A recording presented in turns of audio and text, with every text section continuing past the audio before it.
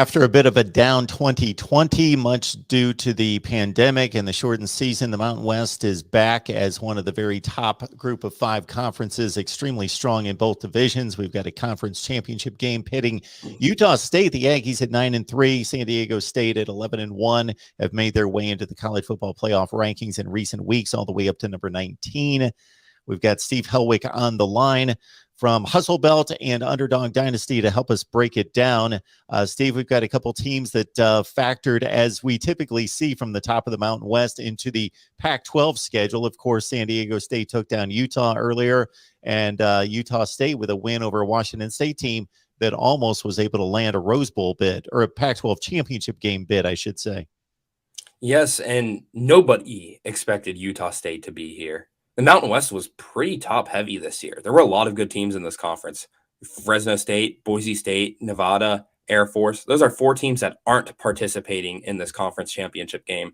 And that just shows you how stacked this conference was, especially at the top this year. Utah State, they went 1-5 in 2020 in Gary Anderson's final season as head coach. And those 5 losses all were blowouts, basically. So Utah State, they had quite a turnaround under Blake Anderson, who came from Arkansas State. He brought his quarterback, Logan Bonner, with him. And Utah State has worked wonders with that pairing with Blake Anderson and Logan Bonner there. And the Aggies have done a lot of great things this year. They had that win over Washington State on week 1 didn't look that impressive at the time, as both of those teams struggled in 2020 and were kind of expected to be their conference's doormats. But it looks better as time progresses. Also, Utah State got a key win over Air Force, which helped them get a tiebreaker into this Mountain West championship game. So I've liked a lot of what I've seen from the Aggies this year. They have a star receiver, Devin Tompkins, who actually leads the country in receiving yardage right now, just right above WKU's Jarris Stearns. So Utah State has that going for them. They're more of a passing-based offense. Defensively, they're kind of average, but they did have one questionable game recently that I just cannot explain, that they played Wyoming, a Wyoming team that's been pretty cold the second half of the year, and Utah State was just not able to contain them. On the ground, Utah State gave up 362 yards at 7.4 yards per carry. They committed 3 turnovers, and they lost 44-17. Other than that showing, Utah State's been pretty solid ever since the month of September. They did have a couple one-score games against the Colorado States and UNLVs of the conference, but Utah State's also had some pretty good showings.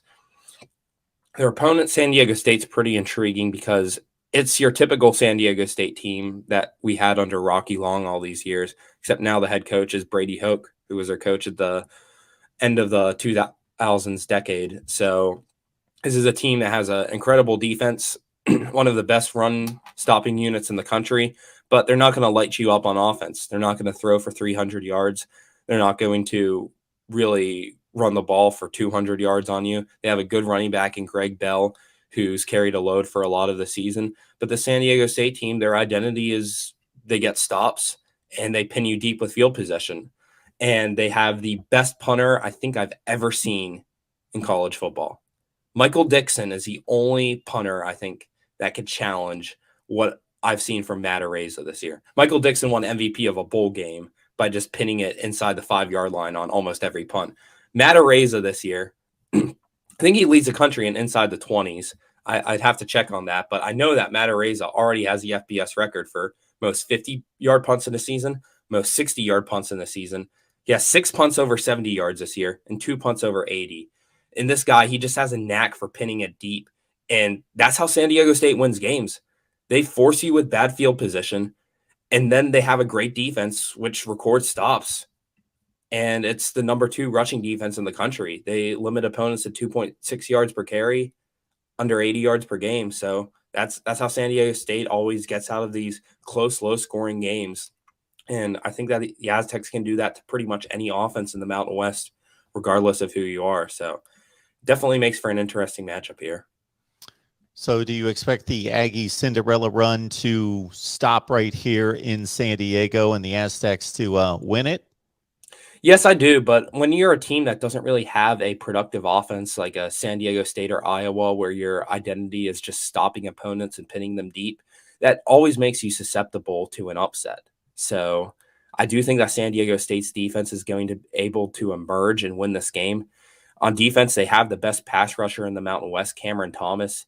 He has 11 and a half sacks this year. He's tied for 7th in the country in that mark. So I think that San Diego State has a lot of good pieces on defense that will be able to limit Utah State's passing-based offense.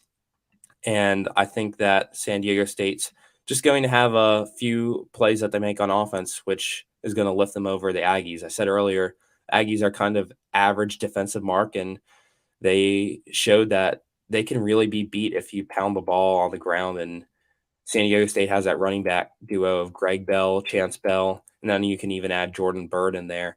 And those running backs might be able to take over this game and give San Diego State their first Mountain West title since I think 2017, if I'm remember correctly.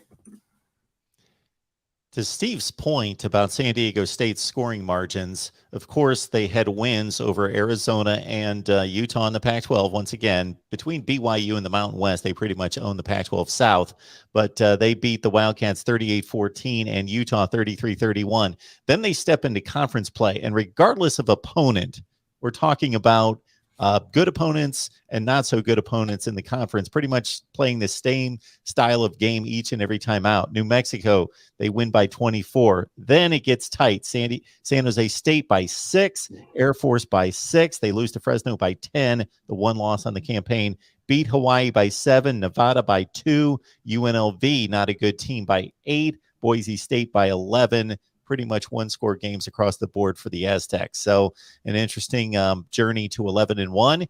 Maybe if they get a few things fall their way during bowl season, they finish in the top 15 in the country with a current number 19 ranking, taking on Utah State.